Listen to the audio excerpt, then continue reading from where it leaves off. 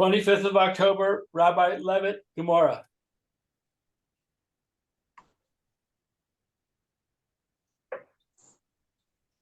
We're in progress. Okay.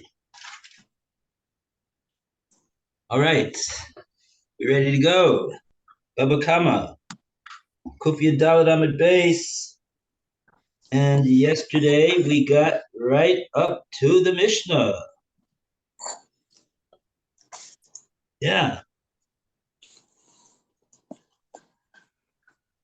So we are all the way on the Mishnah. Where's the Mishnah?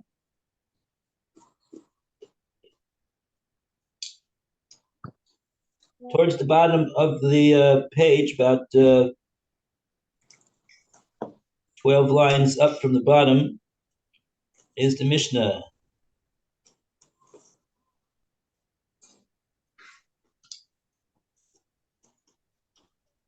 Amakir Kalov, Usforov, Biad Acher.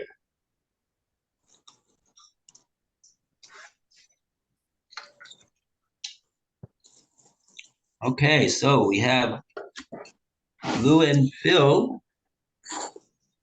Alan, are you there?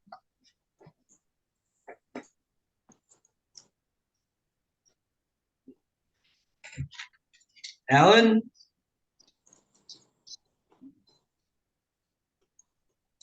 Okay. Lou, would you like to start the Mishnah? I'd love to. Baruch Hashem. Let's see, the Mishnah.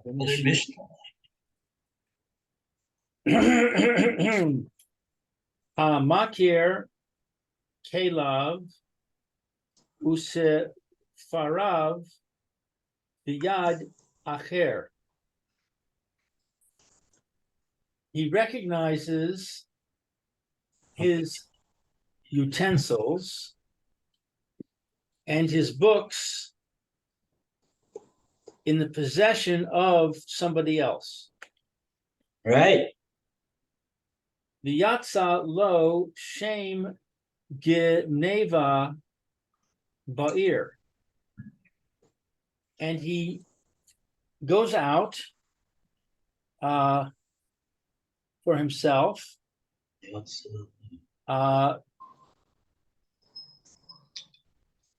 There goes out for him the name of a burglar in the city.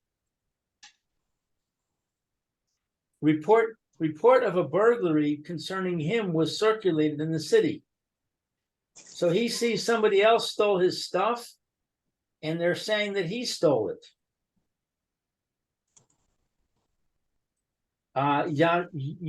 Yishava lo lokeach kama nasan v'yitol.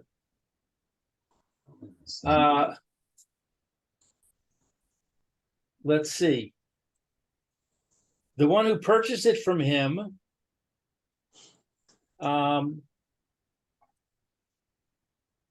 must swear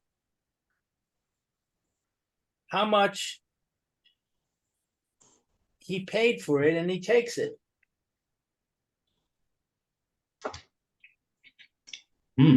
Lav, but if not, lav kol heimenu.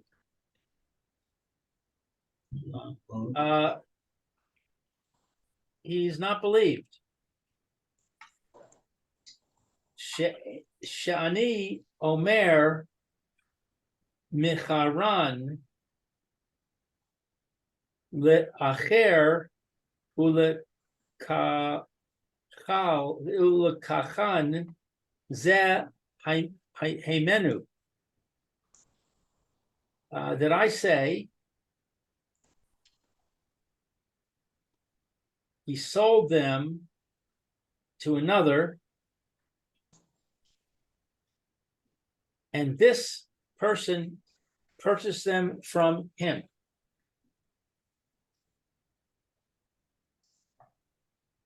This one purchased from him. Yeah. Yeah. Okay.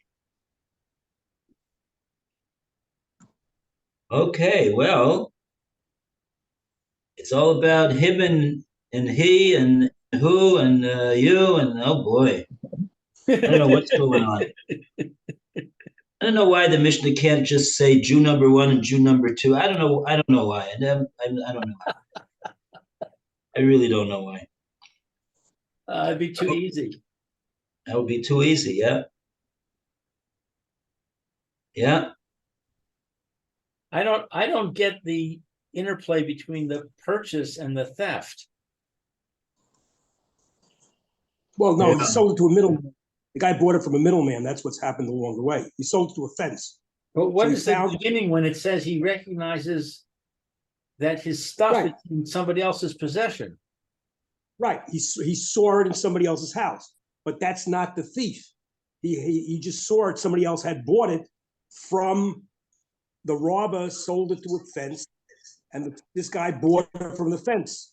And therefore he recognizes, hey, you got my books, you got my utensils. So utensils were found. He recognizes his things, not in the hands of the robber, but in the hands of somebody else who purchased it from somebody else. So bought the stolen- who was the burglar? The burglar somehow passed it on to somebody who sold it to somebody else. And there's somebody When it else says, where when it says a report of burglary concerning him, who's him? I'm not sure. I don't know what the him. It says shame Gavena, shame Geneva, that there's a name of a burglary. That burglary took place in the city.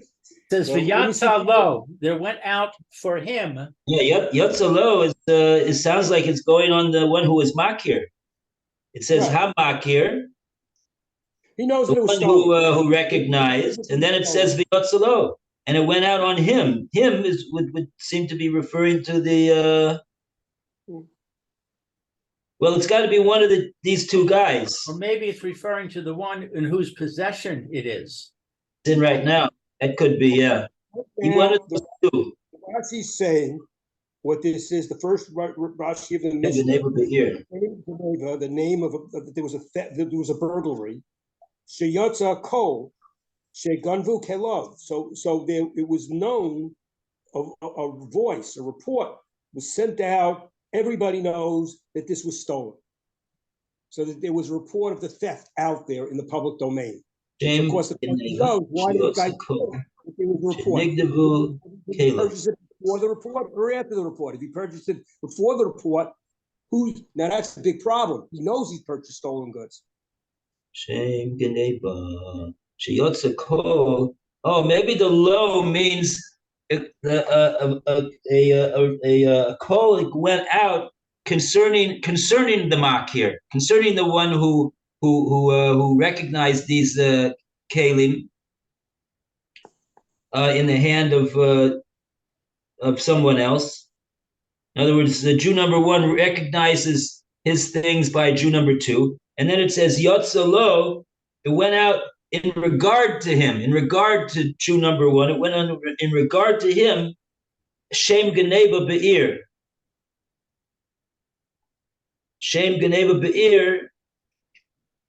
Rashi says Sheyotza Kol Shenignevu Caleb. That his stuff was stolen. Not that the one, but it yeah. But according to the way Rashi's explaining it, Shem Geneva, he's not saying that the rumor that's circulating is pinning the Geneva on any particular person. It's just that it's saying that he had his stuff stolen from. Who's he? That's the Jew number one, who presumably that's the one who he recognized that his stuff is by Jew number two.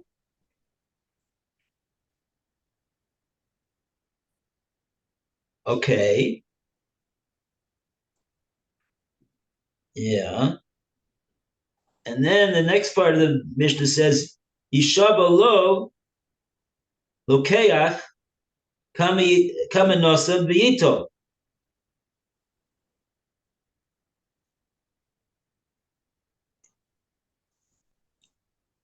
The one that bought all this stuff, he makes a shvua to him, meaning the Jew number one. I'm assuming that the lokeach is referring to I would assume that it's referring to the one that has the stuff in his possession. Yishavalo lokeach kama nosen, how much he paid for it, v'yito, and he'll take.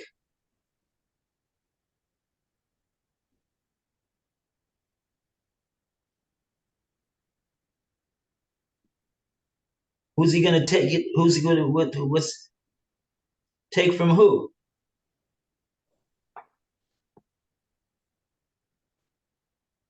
See what Rashi over here says. Rashi has got something on this. The Rashi, mitzvah lokech kameneten he makes an oath. Who purchases makes an oath. How much it was, and he takes it. They give it to him, and he takes it. He returns his utensils. We're dealing with the case of that. This was before Yeush. He still hoped to get it back.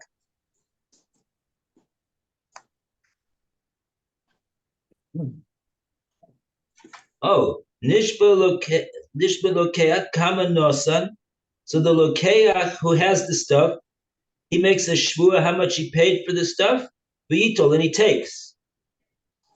Rashi says v'yachzilo kelo, and he returns to him his stuff. He is the one that's got the stuff, and who does he return it to? The one that claims to be the owner, the one that recognized that the stuff was by this guy. I think it's talking about case, number two. But if that's the case, why does he swear? If he's not going to keep the stuff, why does he swear?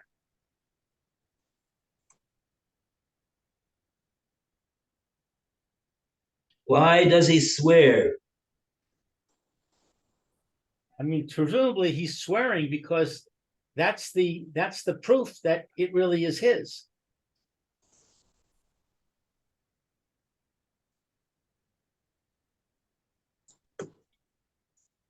Usually when somebody swears and takes, it means they swear and they get it.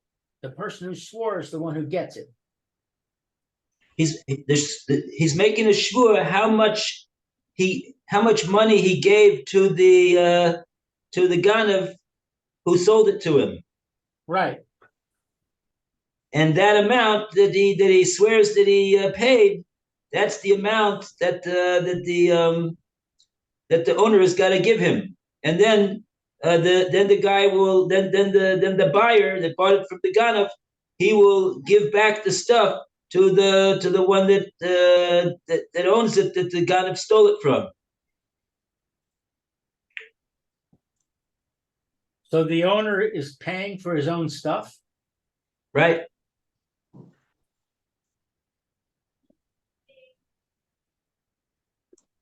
If he wants to. I mean, he doesn't have to, but if he wants his stuff back from this guy, he says, "Give me back my stuff." Right? He says, that stuff belongs to me. Give it back. So what's the Mishnah telling us? The Mishnah is telling us is that the lokeach, if he makes a shvua, that I think part of the shvua is that he bought it from somebody else and he didn't steal it from this guy. He's making a shvua that he bought it, he didn't steal it, and how much he paid for the stolen items that he bought. and like that, uh, then the owner, if he wants his stuff back, he has to give him that money, and then he can take it back. Then he gives it back to him.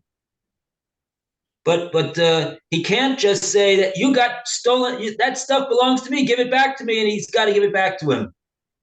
No, he's got to pay for it. That's what we see in the Mishnah. And the shvua is just to fix how much exactly he's got to pay.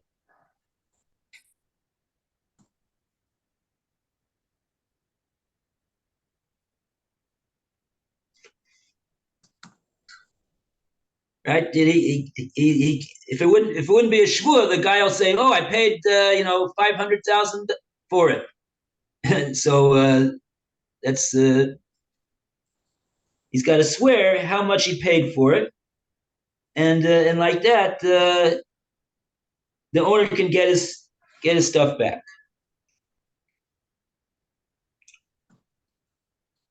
Oh, but now that's just the first part of the Mishnah. That's the first part of the Mishnah. And then the Mishnah continues in the Sefer. It says, "V'im lav," but if not, lo kol himenu.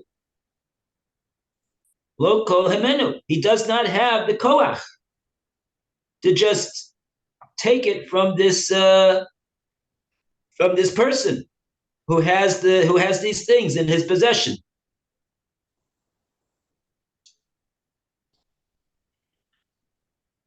It doesn't sound like I'm calling the makir of the Mishnah. I'm calling him Jew number one, and I'm calling the one that has the possession of the stuff Jew number two. According to what the Sefer is saying, otherwise, in other words, the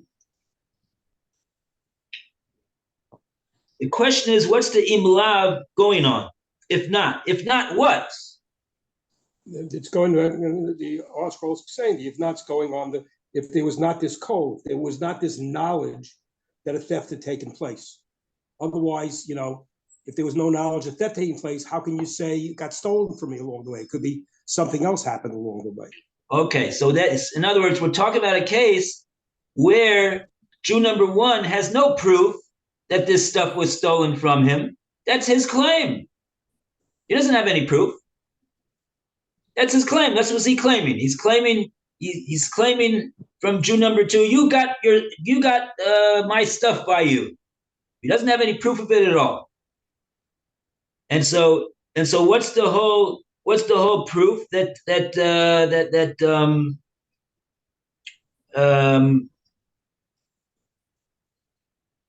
gives him the right to get the stuff back?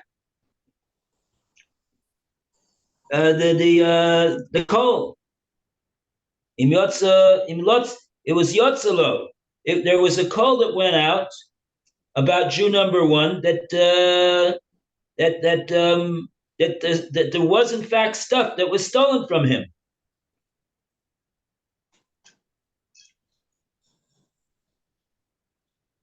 Yeah, it says in the footnote, in our Mishnah's case, however, since it is common knowledge that there was a burglary in Reuven's house, we accept Reuven's claim that the articles were stolen.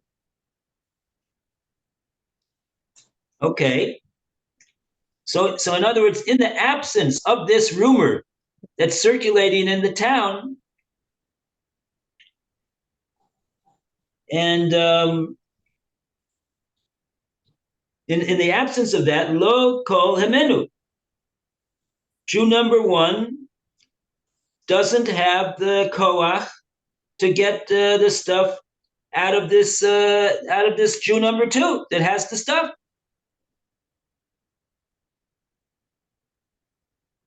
And then the Mishnah continues, Shani Omer,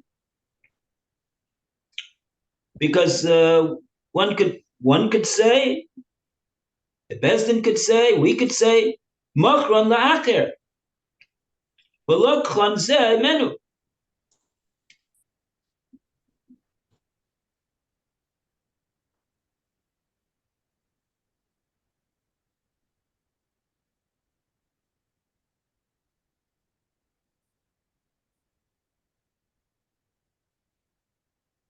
He sold it to somebody else, whoever he is.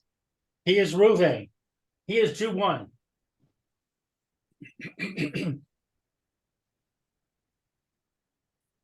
Jew 1 sold his stuff to Jew 2. And Jew 2 sold it to Jew 3.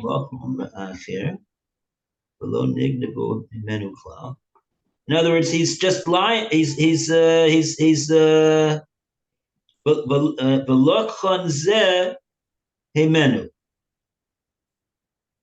Jew number 1 regretted having sold it. And so he makes up a story that it was stolen and then tries to go get it from Jew 3.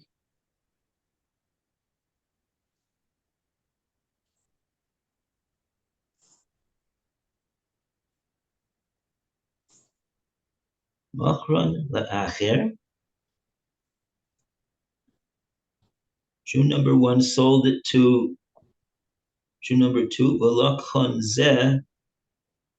and that one, and Jew number 3 bought it from him.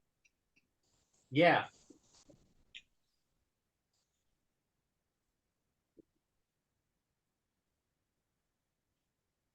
Okay.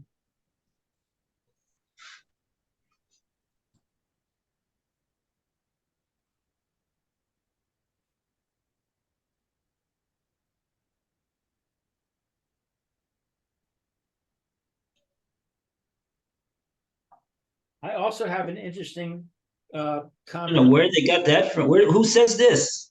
That's the Aniya Omer. That's the, No, but who says that that's what the Mishnah says? I want to know.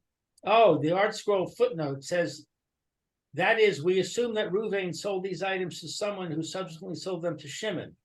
Reuven regretted the sale and invented this tale of theft in order to retrieve his property.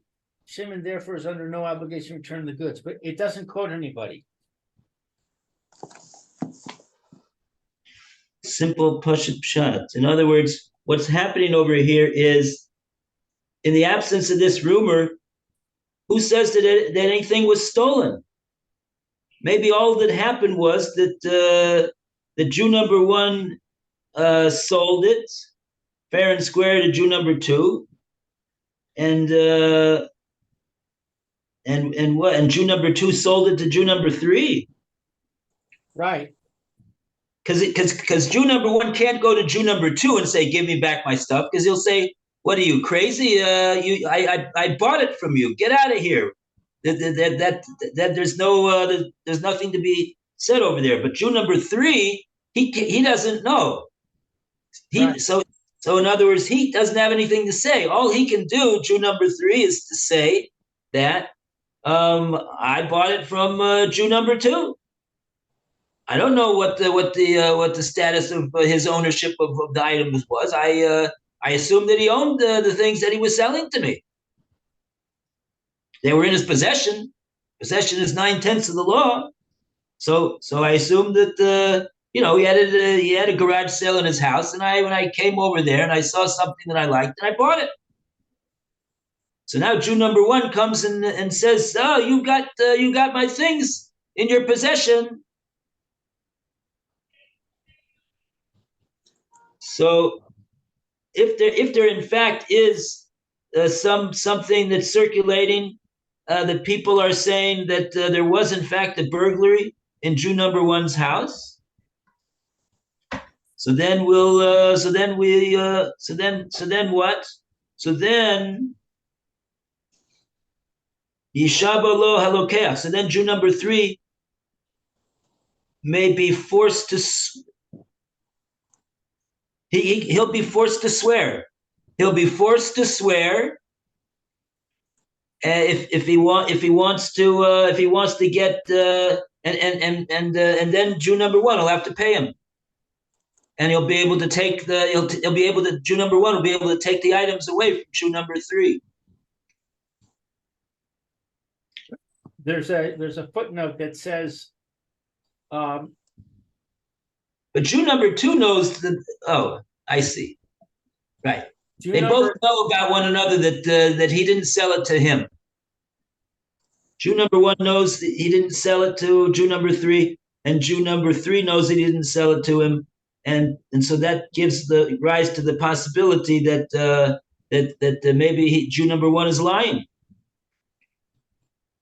So we're relying on this rumor to give strength to Jew number one's claim that these items belong to him, and this guy's got to give them back because he has them.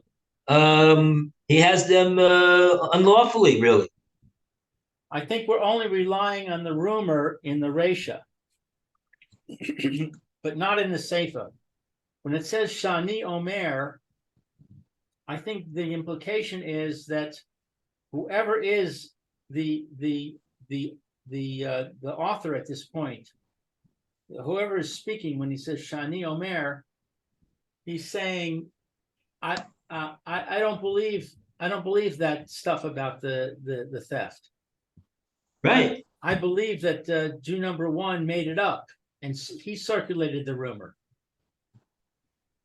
No. Imlav means that if there is no rumor. if there is nothing that's going around in the city that Jew number one was stolen from. That's what imlav means. Imlav is the end of the Resha. No. Imlav means the Seifa. No. Imlav means if there is nothing circulating in the city, so then the din will be lav kol hemenu. Jew number one doesn't have the koach to force to force the Jew that has the stuff in his possession to make a shua, because that Jew that has the stuff in his possession, Shani Omer means that it doesn't mean that Jew number three has to make that claim. That's why it says Shani Omer. Shani Omer means that the Bezdin is saying it could be said the following thing, but the guy that has the stuff in his possession, he doesn't have to make that claim. He doesn't have to make that claim. Even if he does not make that claim, we make that claim for him. Meaning, we say it could be that Jew number one he sold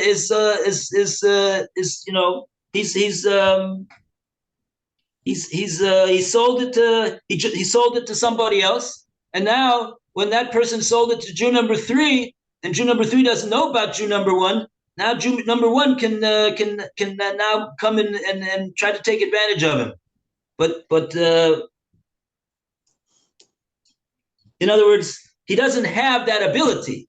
Lav kol hemenu means that Jew number one does not in the absence of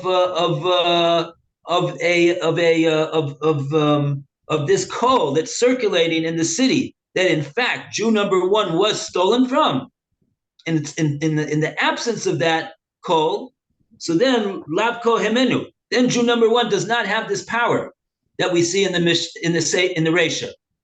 The Resha says he's got power.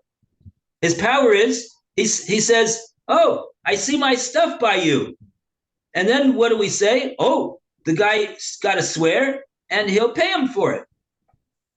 But what gives Jew number one the koach to force this guy to swear at all?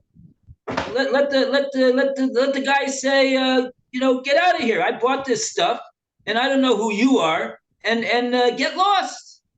Why does the only reason that he can't say that is because we're giving Jew number one a koach over here on the basis of this what's circulating in the city, that in fact there was a burglary by him.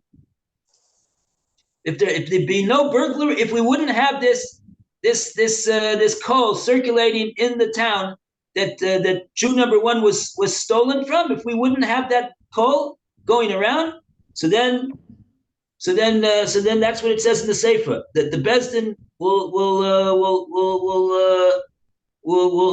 not give him that koach.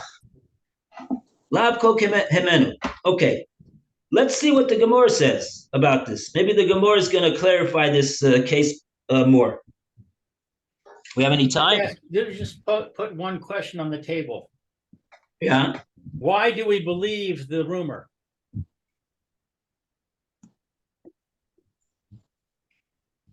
It's not the word rumor. They use the word the report went out about the theft.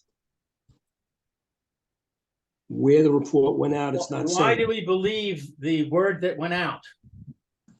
Why don't we question and say maybe It's just, number there's one there's an issue started of the the rumor? word. Sorry, but the issue isn't that. The issue is if the rumor is out that there's stolen goods, why did this guy buy it from somebody knowing that stolen goods are out there? That's what adds to the equation, and that gives him the opportunity to say, "Hey, I don't want my." We don't know that he bought it before after the rumors was circulating, do we? Maybe he bought it before the rumor was circulating.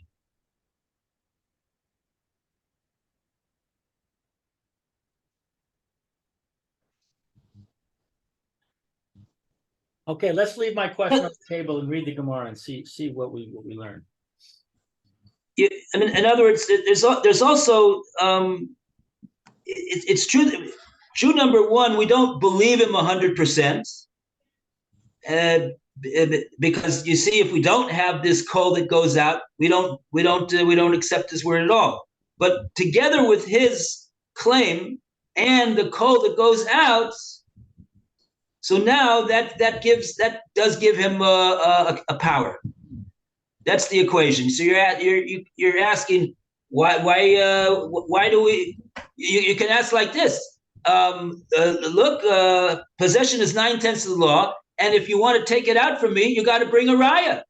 Hamotzi mechaber olav a raya is a klal in Shas. One that wants to take Jew number one wants to take something out from Jew number two. He's got to bring a raya. What's a raya? 2 witnesses. Over here, we don't have 2 witnesses. All we got is this guy's claim. Very nice. And we got a call. Very nice. That doesn't add up to 2 witnesses. I think that's the question that could be asked. Maybe that's what you're asking. Well, okay. It's not. No, it's not exactly what I'm asking.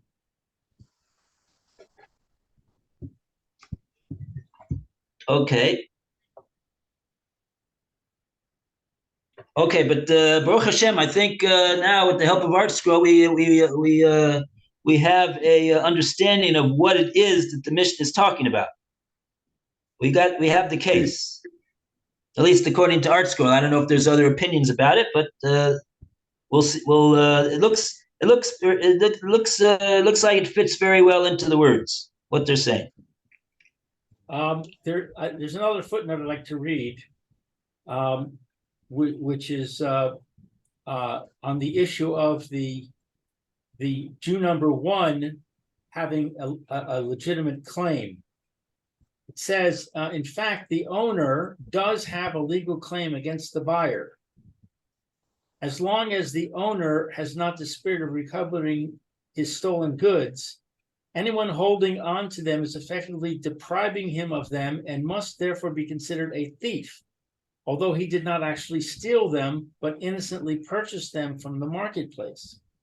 Consequently, under biblical law, the buyer must return the stolen goods without compensation. The rabbis, however, passed a law, Tiknas Chashuk, the remedy of the marketplace, which protects the innocent buyer of stolen goods by requiring the owner to compensate him for his loss, based on Rashi, Tosfos, Rid, and Machane Ephraim. Oh, okay. That's an impressive list of Rishonim. In other words, somebody that buys stolen goods is regarded also as a thief. Right.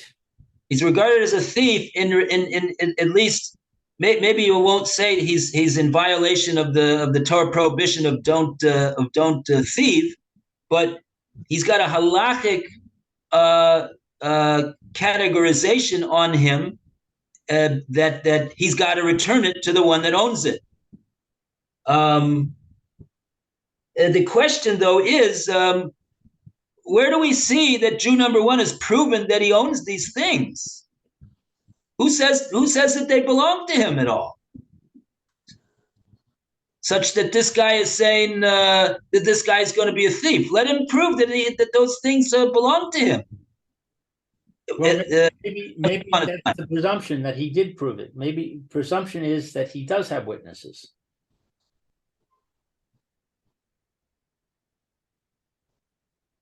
Well, I mean, the case that the Gemora is the case that the Mishnah is saying is all we have to go on is that there was a burglary in Jew number one's house.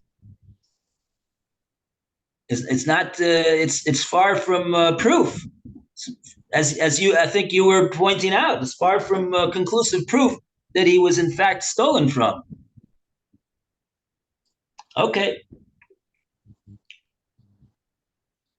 Yeah, I'm not sure, but if we assume that Ruvain does have witnesses, then we still have the question: what do we do? Because Shimon obtained it legally.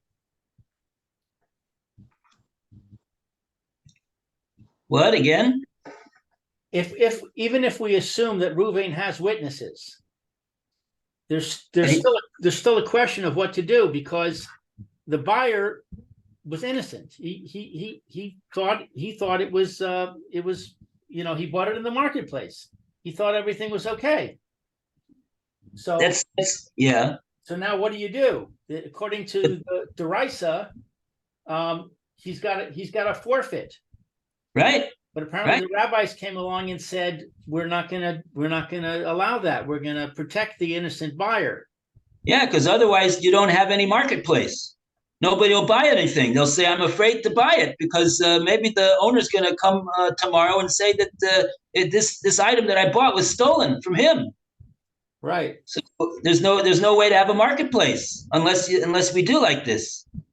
Right. So what I'm saying is, even if you assume that Reuven has witnesses, you still have an issue here. Well, what we're saying is that according to the Torah, basically, we don't care about the fact that the buyer is not. So don't call him a thief. But this is stuff that belongs to Jew number one, and he's proven that it belongs to him because he's got witnesses that say that these items were stolen from him, and now these items we find by you. So okay, we're not caught, but you didn't steal it from him. You bought it from the thief. But in any case, it's clear that you got to give it back because it doesn't belong to you. He wasn't ever miyayish. He was never miyayish. So that he still has, the Jew number one still has legal ownership of these items. So the Torah is going to require him to Jew number three to give the things back. Now, Amina Torah, Jew number three is going to have recourse against Jew number two.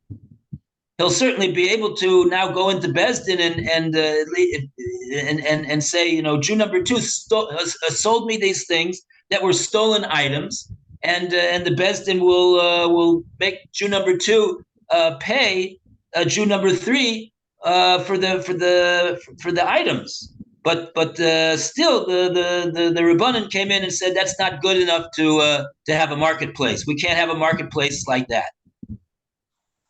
Right. Okay. Very good. Thank you, Rabbi. Thanks. Be well. Have a great day, everybody. Bye, Phil. Bye, Lou. Bye, Alan. Tomorrow, I've got some remodeling work going on in my house. I'm not sure what'll happen, whether I'll be here or not. Play it by ear. Okay. All right. Probably I'll be in and out. Okay. Very good. Good luck with that. Thank you. Hashem. Should go smoothly. Amen.